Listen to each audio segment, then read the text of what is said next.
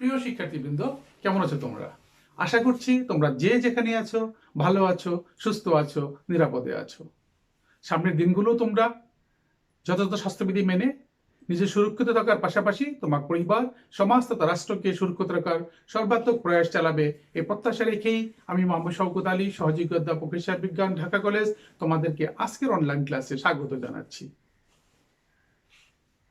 আশা করছি তোমরা সবাই ভালো আছো। আজকে আমি বিবিএ প্রথম বর্ষে প্রিন্সিপালস অফ অ্যাকাউন্টিং এই কোর্সের ক্যাশ ফ্লো স্টেটমেন্ট নিয়ে আলোচনা করব। যে টপিকটার উপরে ইতিমধ্যে আমি একটা ক্লাস নিয়েছি এবং সেই ক্লাসে আমি তোমাদেরকে ক্যাশ ফ্লো স্টেটমেন্ট কি এবং কেন, বা এটা করার গুরুত্ব কি, এটার ইউজফুলনেস কি, এই যে বিষয়গুলো, এগুলো নিয়ে আমি আলোকপাত করেছি। আশা করছি তোমরা বইটা খুলে সেগুলো দেখেছো এবং বুঝতে চেষ্টা করেছো। আজকে আমি যে বিষয়গুলো নিয়ে কথা বলবো, যে ক্যাশ ফ্লো স্টেটমেন্ট যেটা আমরা করব, সেই ক্যাশ ফ্লো স্টেটমেন্টের যে তিনটা সেকশন আমাদের আছে, যেটা আমরা বলেছিলাম যে অপারেটিং অ্যাক্টিভিটিস, ইনভেস্টিং অ্যাক্টিভিটিস এবং ফিনান্সিং অ্যাক্টিভিটিস। তাহলে এই যে তিনটা সেকশন বা তিনটা স্টেপ, অপারেটিং, ইনভেস্টিং এবং ফিনান্সিং, এই তিনটা সেকশনের মধ্যে সরি যে বিষয়গুলো আমাদের জড়িত, অর্থাৎ ক্যাশ ইনফ্লো এবং আউটফ্লোর যে ব্যাপারগুলো আছে, সেগুলো আমাদের ধারণা থাকতে হবে।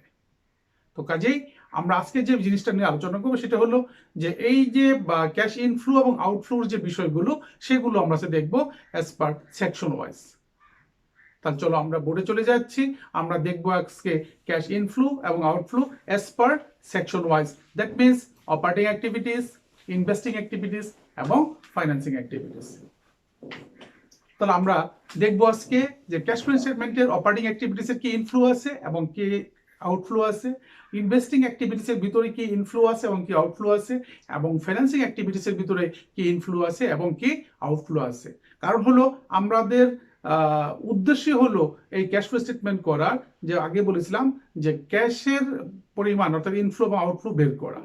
তো কাজেই যে ইনফ্লো আউটফ্লোর মাধ্যমে আমরা এই এন্ডিং ক্যাশ ব্যালেন্সটাই জানতে পারবো, সেই ইনফ্লো এবং আউটফ্লোগুলো সম্বন্ধে আমাদের সুস্পষ্ট যদি আমাদের ধারণা না থাকে এবং আমাদের যদি সেই ব্যাপারে কোনো সন্দেহ থাকে, তাহলে কিন্তু আমরা ওটা করতে পারবো না। তো কাজেই আমাদের ক্যাশ ইনফ্লো এবং আউটফ্লোর যে বিষয়গুলো আছে as per section wise, that means operating activities, investing activities এবং ফিনান্সিং অ্যাক্টিভিটিস, সেই বিষয়গুলো নিয়ে আমরা আজকে আলোচনা করবো এবং তোমাদেরকে আমি বোর্ডে লিখে দেখাবো। তাহলে আমরা চলে যাচ্ছি বোর্ডে। তোমরা অবশ্যই ক্লাসটাকে অনুসরণ করবে।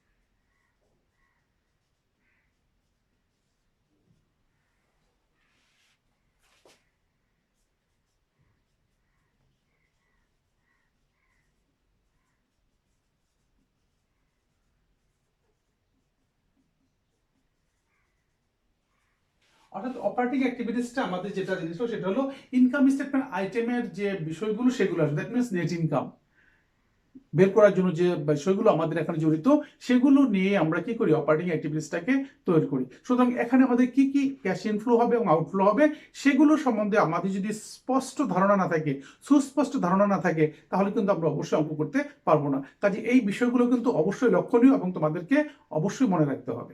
তাহলে আমরা কি দেখি এখন, ক্যাশ ইনফ্লো কি ক্যাশ আমরা দেখবো একটু।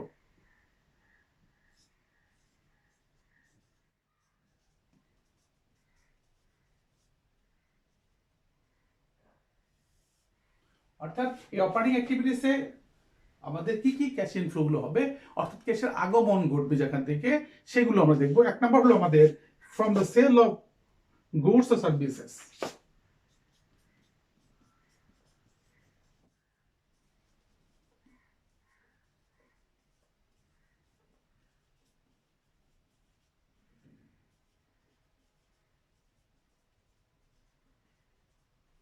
From the sale of goods and services, যেগুলো থেকে আমাদের ক্যাশ আসবে। দুই নম্বর হলো আমাদের from the interest received and dividend received.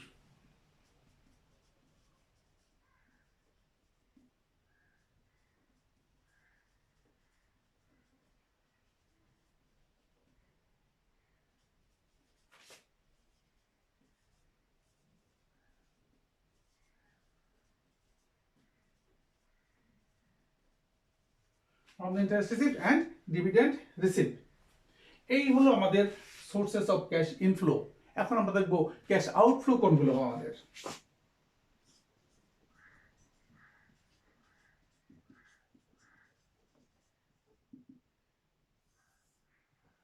এক নম্বর কি আমাদের টু সাপ্লায়ার্স ফর ইনভেন্টরি।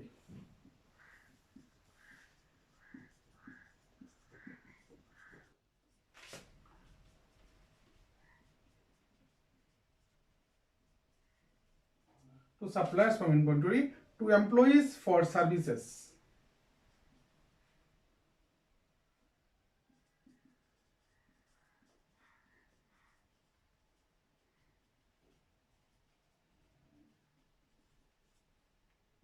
তিন নম্বর হলো গভর্নমেন্ট ফর ট্যাক্সেস।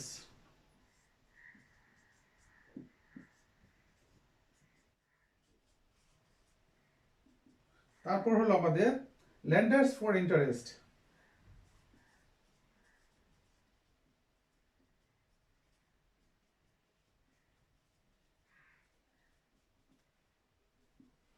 তারপর হলো others for expenses.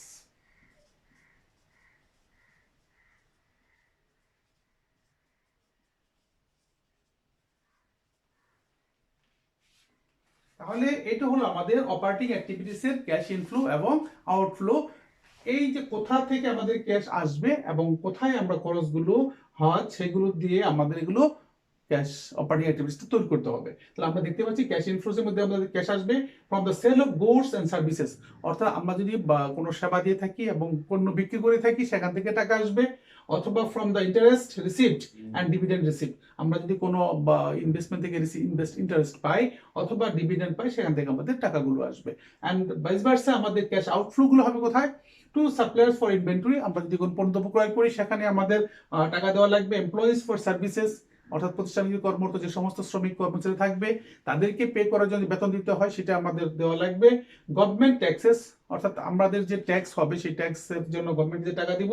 লেন্ডার্স for interest, অর্থাৎ আমাদের যদি যে টাকা ধার করেছি তার উপর যদি ইন্টারেস্ট দেওয়া লাগে সেটা আমাদের খরচ। অ্যান্ড আদার্স ফর এক্সপেন্সেস, এবং অন্যান্য খরচ আমাদের হতে পারে সেই সমস্ত খরচগুলোর জন্য আমাদের কি হবে? ক্যাশ আউটফ্লো হবে। তাহলে এই জিনিসগুলো আমাদের হলো অপারেটিং অ্যাক্টিভিটিসের জন্য প্রযোজ্য। এখন আমরা যাব ইনভেস্টিং অ্যাক্টিভিটিস। তোমরা নিচে লেখো, আমি একটু উপরে লিখে নিচ্ছি।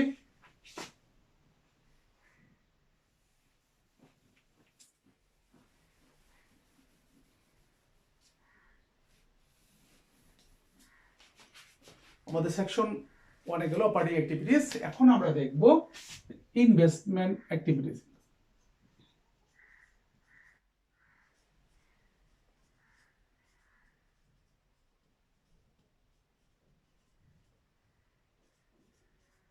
হলো investing activities.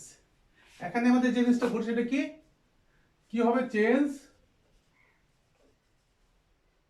Changes in investment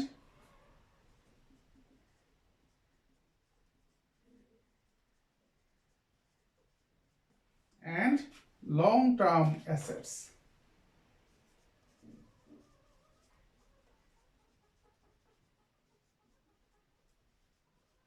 তাহলে ইনভেস্টমেন্ট অ্যাক্টিভিটিসের যে বিষয়গুলো আমাদের ভাবতে হবে বা যেগুলো আমাদের দেখতে হবে সেটা হলো changes in investment and long term assets, অর্থাৎ ইনভেস্টমেন্ট মাধ্যমে আমাদের ইনভেস্টমেন্ট চেঞ্জ হবে এবং আমাদের লং টার্ম অ্যাসেটস যেগুলো আছে সেগুলোর মধ্যে পরিবর্তন আসবে। তাহলে কি কি আসবে আমরা একটু দেখে নেই। এক নাম্বার হলো আমাদের ক্যাশ ইনফ্লো হবে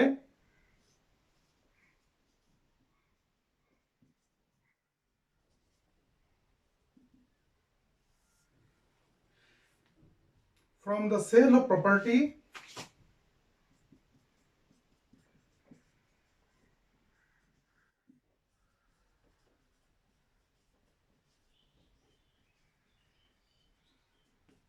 of property plant and equipment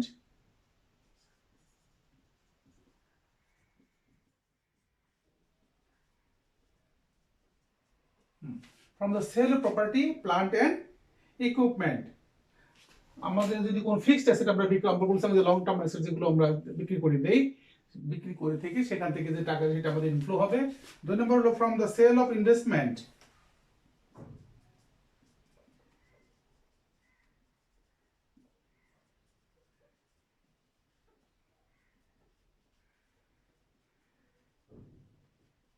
from the sale of investment in debt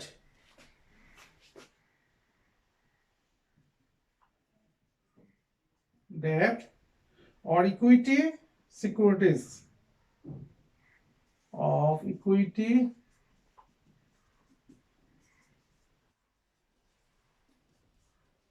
securities of other entities.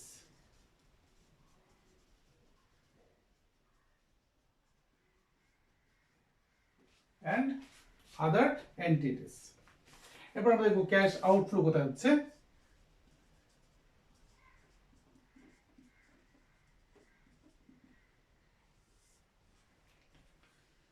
To purchase property, plant and equipment.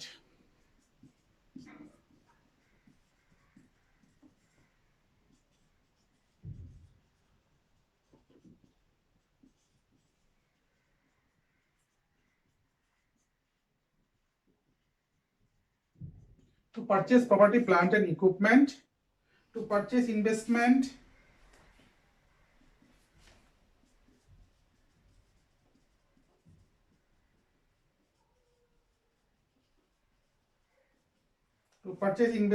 in debt or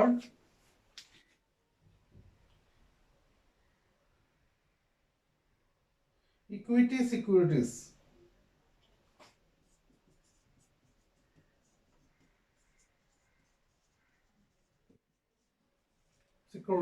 of other entities.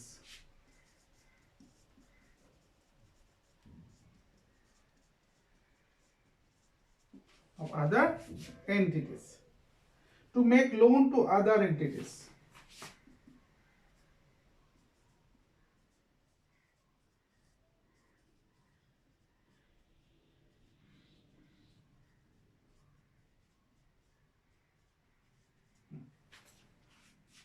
তাহলে আমরা দেখছি যে investment অ্যাক্টিভিটিসটা হলো আমাদের changes in investment and long term assets. আমাদের ইনভেস্টমেন্টের মধ্যে পরিবর্তন আসবে এবং লং টার্ম অ্যাসেট যেগুলো আছে, দ্যাট মিন্স ফিক্সড অ্যাসেট যেগুলো আছে সেগুলোর মধ্যে পরিবর্তন আসবে কিভাবে? ক্যাশ ইনফ্লো এবং আউটফ্লোর মাধ্যমে। তাহলে ইনফ্লো গুলো করতে আসবে, আমরা যদি কোনো প্রপার্টি, প্ল্যান্ট, ইকুইপমেন্ট বিক্রি করি সেখান থেকে আমাদের টাকা আসবে, অথবা আমরা যদি কোনো ইনভেস্টমেন্ট সেল করে দেই সেইটা থেকে আমাদের কি আসবে? আমাদের ক্যাশ আসবে। আর ভাইস ভার্সা আমাদের ক্যাশ আউটফ্লো হবে যদি আমরা কোনো ফিক্সড অ্যাসেট ক্রয় করি, পারচেজ প্ল্যান্ট এন্ড ইকুইপমেন্ট জাতীয় কোনো ল্যান্ড বিল্ডিং আমরা ক্রয় করতে পারি, purchase investment in debt or equity, সেটা থেকে তো আমাদের টাকা খরচ হবে বা ক্যাশ আউটফ্লো হবে। And make loan to other entities, এবং আমরা যদি কোনো লোন দেই, কাউকে দেই, সেটাকে তো আমাদের কি হবে? আমাদের টাকা আউটফ্লো হবে। সুতরাং এটা আমাদের ইনভেস্টমেন্ট হিসাবে গণ্য হবে। এখন আমরা যাব third section, that means financing activities.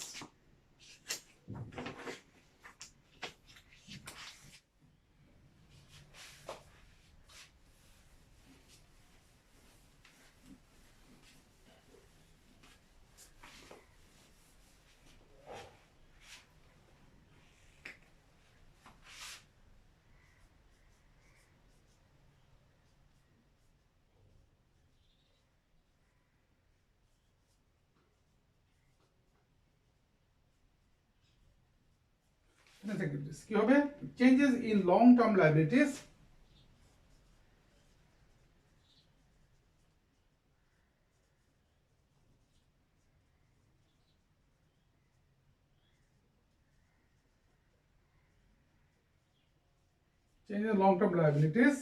and stockholders' equity.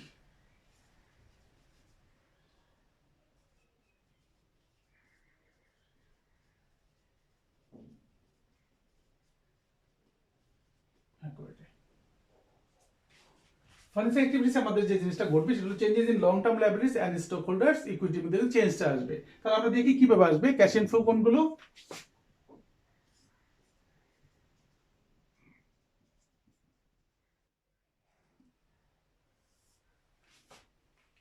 এক নম্বর হলো from the sale of common stock.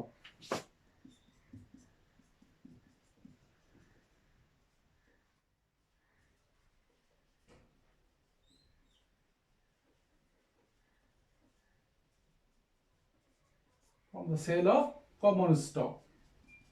2 নম্বর হলো from issuance of long term debt.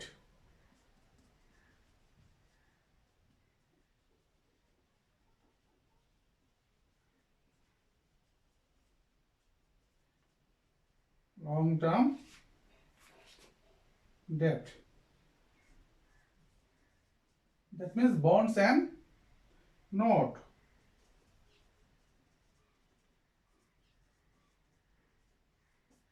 Bonds and note. আবার ক্যাশ আউটফ্লো গুলো হচ্ছে আমাদের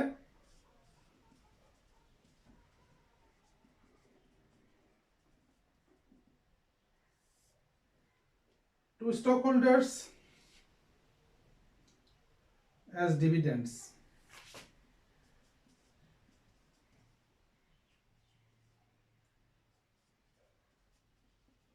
To make payment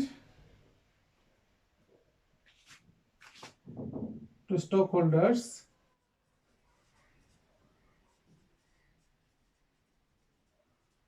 as dividends.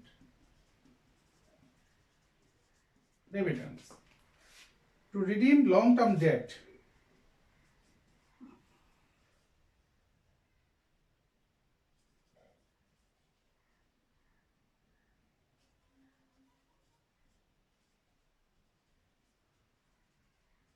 Redeem long-term debt or reacquire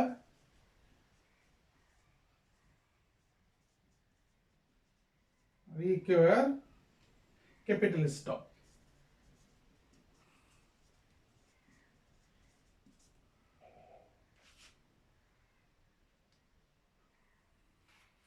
তাহলে এইগুলো হলো আমাদের কি আউটফ্লো।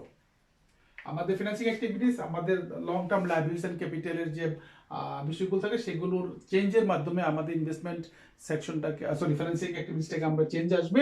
তার মধ্যে ক্যাশ ইনফ্লো হবে আমাদের from the sale of common stock আর from the issuance of long term debt, that means bonds এবং নোটস পেয়েবল যদি আমরা কি করি কোনো নতুন ইস্যু করে টাকা পাই সেটাতে আমাদের ইনফ্লো হবে। আর আউটফ্লো হবে আমাদের to make payment to stockholders as dividends, যদি আমাদের শেয়ার হোল্ডারদের কোনো ডিভিডেন্ড টাকা পে করা লাগে, and to redeem long term debt, আমরা যদি কোনো লং টার্ম ডেটের টাকা পরিশোধ করি, অথবা রিঅ্যাকোয়ার ক্যাপিটাল স্টক, যদি কোনো নতুন আমরা আবার ক্যাপিটাল স্টক পুনর্জন করি, তাহলে সেক্ষেত্রে আমাদের কি করতে হবে, এই টাকাগুলো ক্যাশ পেমেন্ট হবে। তাহলে আশা করছি তোমাদের যে বিষয়গুলো আমি দেখালাম, অর্থাৎ আমাদের যে সেকশন ওয়াইজ যে ব্যাপারগুলো, স্টেপগুলো এই ক্যাশ ফ্লো স্টেটমেন্ট করার ক্ষেত্রে অ্যাজ এ হোল, সেই ক্ষেত্রে আমাদের operating activities, investing activities and financing অ্যাক্টিভিটিসের যে ক্যাশ ইনফ্লো এবং আউটফ্লো কোথা থেকে আসবে, কি কি আইটেম থেকে হবে, সেই আইটেম ও জিনিসগুলো আমি দেখানোর চেষ্টা করেছি। জিনিসগুলো অবশ্যই তোমাদের মনে রাখতে হবে, না হলে কিন্তু তোমরা অঙ্ক করতে পারবে না, তোমরা এই জিনিসগুলোকে মিলাতে পারবে না, ক্যাশ ফ্লো স্টেটমেন্টটা তৈরি করতে পারবে না। তোমরা অবশ্যই লিখে নিয়েছো এবং জিনিসগুলো বারবার প্র্যাকটিস করবে। তো আমি আমার প্রাথমিক যে কথাবার্তাগুলো ক্যাশ ফ্লো স্টেটমেন্ট তৈরি করার প্রারম্ভে, সেটা হলো যে একটা ক্যাশ ফ্লো স্টেটমেন্টের ভিতরে কি কি জিনিসগুলো থাকবে। দ্যাট মিনস আমাদের IAS 7 এ যেটা বলা আছে, আমাদের 3টা সেকশনে আমাদের এই ক্যাশ ফ্লো স্টেটমেন্ট তৈরি করতে হয়। আমি আবার একটু রিপিট করে নিচ্ছি: অপারেটিং অ্যাক্টিভিটিস, ইনভেস্টিং অ্যাক্টিভিটিস এবং ফাইন্যান্সিং অ্যাক্টিভিটিস। এবং এখান থেকে আমাদের আলটিমেট গোল যেটা বের করি সেটা হলো যে আমাদের এন্ড অফ দ্য ইয়ারের ক্যাশ ব্যালেন্স কত থাকবে, সেটা বের করার জন্যই কিন্তু আমাদের এই 3টে স্টেপটাকে করতে হচ্ছে। তাহলে প্রথম স্টেপ ছিল আমাদের অপারেটিং অ্যাক্টিভিটিস, দ্বিতীয় স্টেপ হলো আমাদের investing activities, and third step হচ্ছে আমাদের ফাইন্যান্সিং অ্যাক্টিভিটিস। তাহলে এই অ্যাক্টিভিটিস গুলোতে আমাদের ক্যাশের কি ইনফ্লো এবং আউটফ্লো ঘটবে বা ঘটতে পারে, কোথা থেকে ঘটবে, সোর্সেস গুলো কি, সেইগুলো আমি দেখানোর চেষ্টা করেছি। এখন এই পর্যায়ে আমি যে জিনিসটা নিয়ে কথা বলবো সেটা হলো যে আমাদের এই যে ক্যাশ ফ্লো স্টেটমেন্ট তৈরি করব, সেই ক্যাশ ফ্লো স্টেটমেন্ট তৈরি করার ক্ষেত্রে আমার ফরম্যাটটা কিরকম হবে, অর্থাৎ কোন ফরম্যাটে আমি ওটা করব। তাহলে আমি এখন দেখাবো তোমাদের ক্যাশ ফ্লো স্টেটমেন্টের ফরম্যাট বা ফর্ম।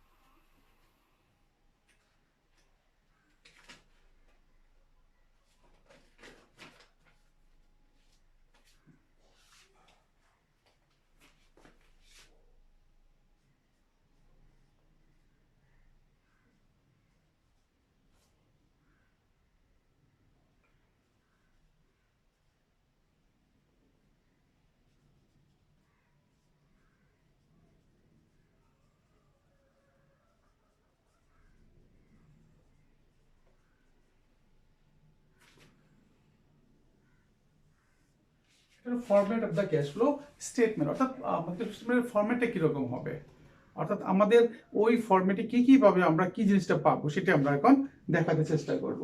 তাহলে 1 নম্বর হলো প্রথমে আমাদের একটা কোম্পানির নাম থাকবে, দেখলাম Sonali limited.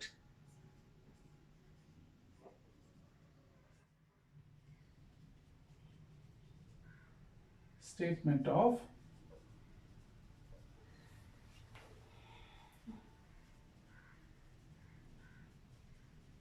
Cash flows and date হবে, আমরা ধরে নিলাম ডেট হলো for the year in date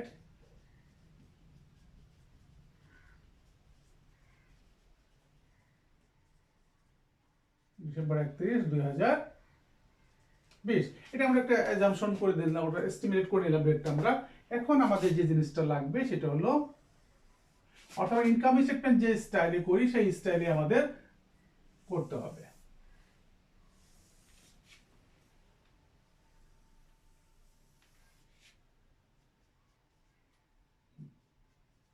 এই হলো আমাদের সব।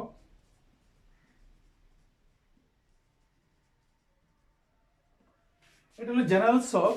আমরা একটা জিনিস একটু বলে নেই, যেটা আমি আগামী ক্লাসে করাবো, সেটা হলো যে এই ক্যাশ ফ্লো স্টেটমেন্ট তৈরি করার ক্ষেত্রে আমাদের দুটো মেথড আছে। কয়টা মেথড আছে? দুইটা মেথড আছে। একটা মেথড হলো ডাইরেক্ট মেথড, আর একটা হলো ইনডাইরেক্ট মেথড। তো সুতরাং আমাদের এই ডাইরেক্ট মেথড এবং ইনডাইরেক্ট মেথডে অঙ্ক করার জন্য আমাদের কিছু কাজকর্ম, আমাদের ওয়ার্কিংস করে নিতে হয়, যেগুলো আমি আগামী ক্লাসে তোমাদের দেখানোর চেষ্টা করব। কারণ হলো আমাদের এই সেকশন কিন্তু তিনটাই থাকবে, অর্থাৎ অপারেটিং, ইনভেস্টিং এবং ফিনান্সিং। তো সেই তিনটা সেকশনকে আমি যদি পরিপূর্ণভাবে শেষ করতে চাই, তাহলে আমাদের কি লাগবে? দুইটা মেথড অঙ্কটা করা যায়, একটু ডাইরেক্ট মেথড আর ইনডাইরেক্ট মেথড।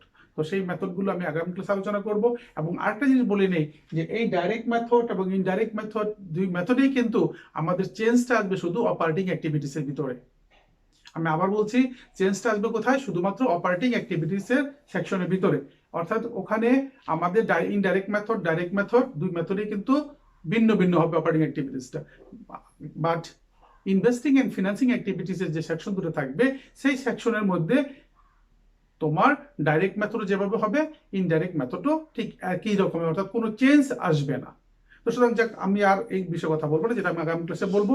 এখন আমি তোমাদের যেটা অ্যাজ এ হোল আমরা কিভাবে আমাদের এই স্টেটমেন্টটাকে সাজাবো। তাহলে প্রথমে আমাদের আছে কি? Cash flows from operating activities.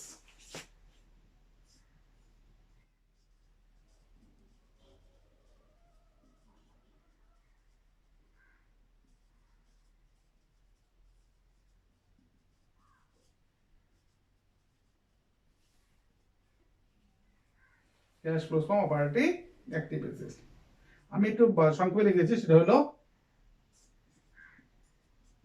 List of individual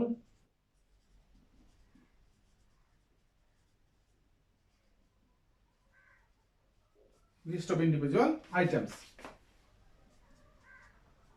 এটা মানে হলো যে আমরা যে কি কি আইটেমগুলো, সেটা আমরা এখনো দিচ্ছি না, কারণ সেটা আমি যখন ইনডাইরেক্ট মেথড, ডাইরেক্ট মেথড বুঝাবো তখন মোটামুটি ভাবে আমি দিয়ে দিব। এখন হলো যে হোল, যে আমি কিভাবে সাজাবো সেটা।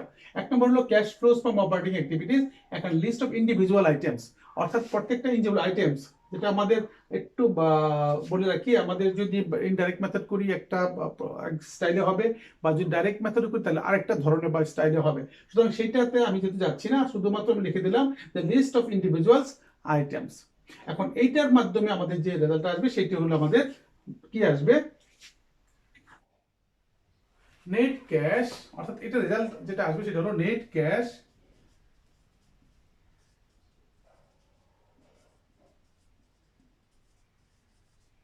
or used by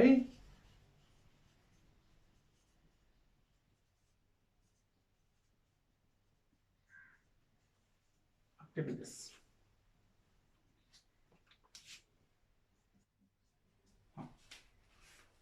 এখানে একটা জিনিস বলে রাখি, net cash provided became used, অর্থাৎ যদি আমার এই রেজাল্টটা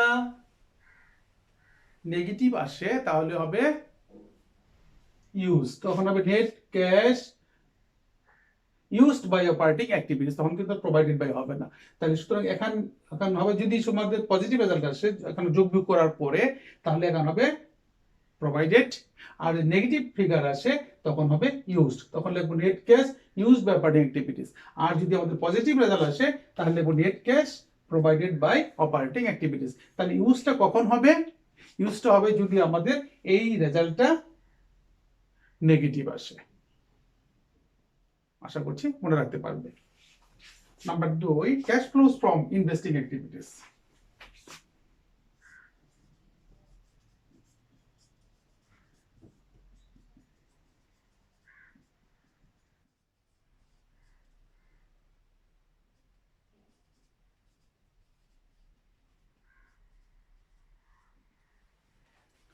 List of individuals items,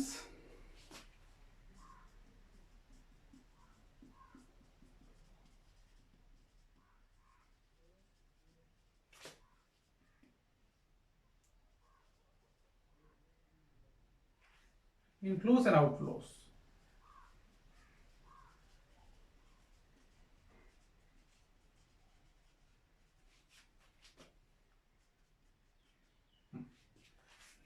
list of individuals items, inflow অর্থাৎ ইনফ্লো এবং আউটফ্লো যেটি এখানে যোগ বিয়োগ হবে। তারপর যেটা হবে net cash provided or used by investing activities.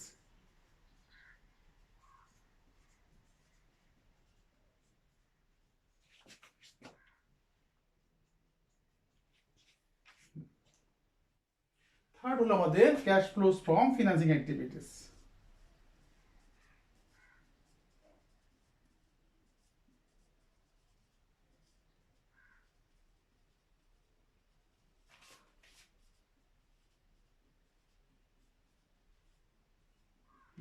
List of individuals,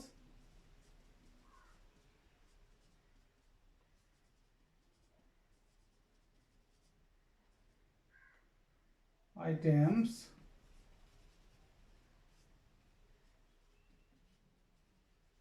inflows and outflows.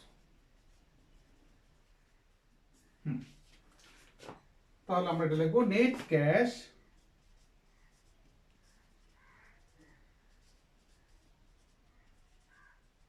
provided or used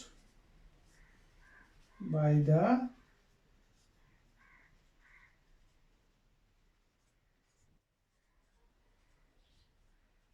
activities.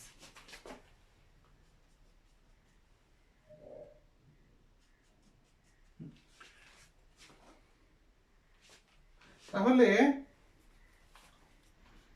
আমরা যে জিনিসটা দেখতে পাচ্ছি সেটা হলো যে তিনটা সেকশনের যে ফিগার দাঁড়াবে, অর্থাৎ নেট ক্যাশ প্রোভাইডেড অথবা ইউজড বা যে ফিগারটা দাঁড়াবে, তারপর নেট ক্যাশ প্রোভাইডেড অথবা ইউজড বাই ইনভেস্টিং অ্যাক্টিভিটি যেটা দাঁড়াবে, and net cash provided by or used by financing activity যে ফিগারটা দাঁড়াবে। এই তিনটা ফিগার আমরা কি করব? যোগ করে এখানে নামাবো।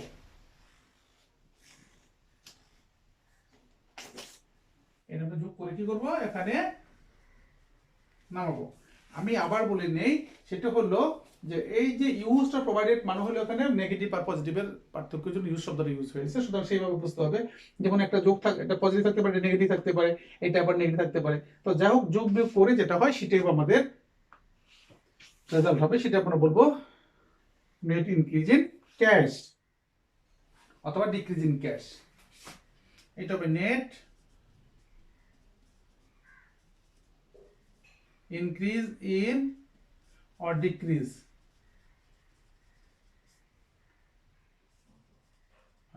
অর্থাৎ এইটা হলো এইটা নেট ইনক্রিজ ইন ক্যাশ অথবা ডিক্রিজ দুটি হতে পারে, অর্থাৎ এই ফিগারটা আমাদের পজিটিভ হতে পারে, নেগেটিভও হতে পারে। দ্যাটস ওয়াই আমরা যখন নেগেটিভ আসবে তখন লিখবো আমরা নেট ডিক্রিজ ইন ক্যাশ, আর যদি পজিটিভ হয় তখন আমরা লিখবো net increase in cash.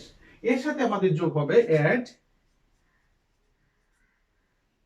beginning cash at beginning of the period.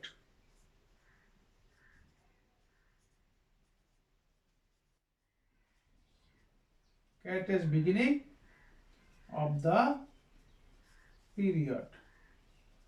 এটা আমরা এখন কি করব? যোগ দিব। এখন যোগ দেওয়ার পর যেটা হবে সেটা হবে আমাদের cash at end of the period.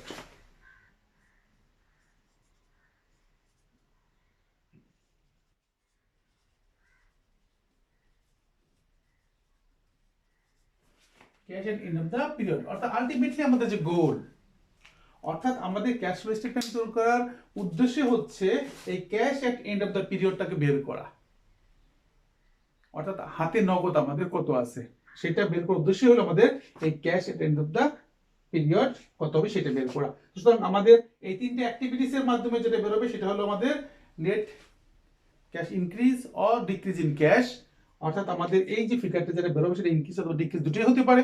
এর সাথে আমাদের বিগিনিং ক্যাশ যোগ দিব, তাহলে আমাদের বের আসবে cash at and of the period, যেটা বের করা আমাদের মুখ্য উদ্দেশ্য। এখন তোমাদের গত ক্লাসে বলেছিলাম যে আমাদের কিছু কি আছে, এস্টিমেটেড নন ক্যাশ ফাইন্যান্সিং অ্যাক্টিভিটিস আমাদের আছে।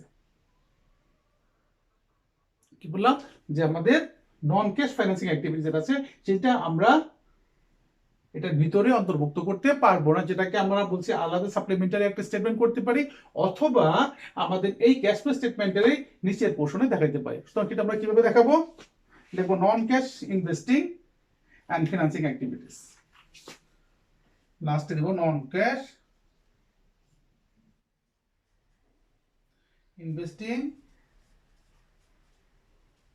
অ্যান্ড ফিনান্সিং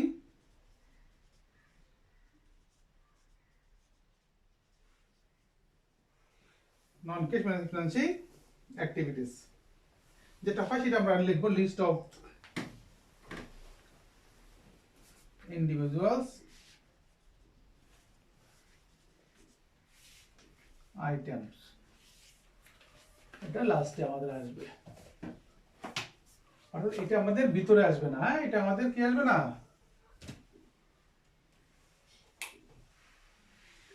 স্টেটমেন্টের বাইরে থাকবে।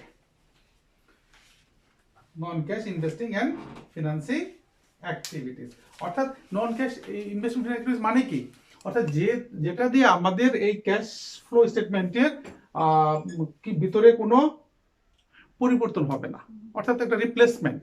গত ক্লাসে তোমাদেরকে আমি শিডিউলটা দিয়ে দিয়েছিলাম যে কোনগুলো আমাদের non cash investment and financing activities. তো সুতরাং আমি আশা করব আজকে যে জিনিসগুলো আমি তোমাদের বোর্ডে দেখালাম সেগুলো তোমরা বোঝার চেষ্টা করেছো। এখন বুঝতে সমস্যা হলে তারপর তোমরা কি করবে, বইটা খুলবে, তোমরা কাইসু অ্যান্ড কেমেলের বই যেটা আছে সেই বইটা খুলে অবশ্যই দেখবে যে এই জিনিসগুলো সেখানে এভাবে লিপিবদ্ধ করা আছে, এবং ওখান থেকেই তোমরা যদি প্র্যাকটিস করো তাহলে তোমাদের ধারণাটা আরো বেশি স্বচ্ছ এবং পরিষ্কার হবে। তো আজকে আমি আমার ক্লাস আর দীর্ঘায়িত করব না, তোমাদের আবারও শুভেচ্ছা এবং অভিনন্দন জানাচ্ছি যে এই জন্য যে তোমরা সারাক্ষণই আমার সাথে ছিলে এবং ক্লাসটাকে উপভোগ করেছো। তো তোমাদের সুন্দর ভবিষ্যৎ কামনা করে আজকের ক্লাস আমি এখানেই শেষ করছি। আল্লাহ হাফেজ।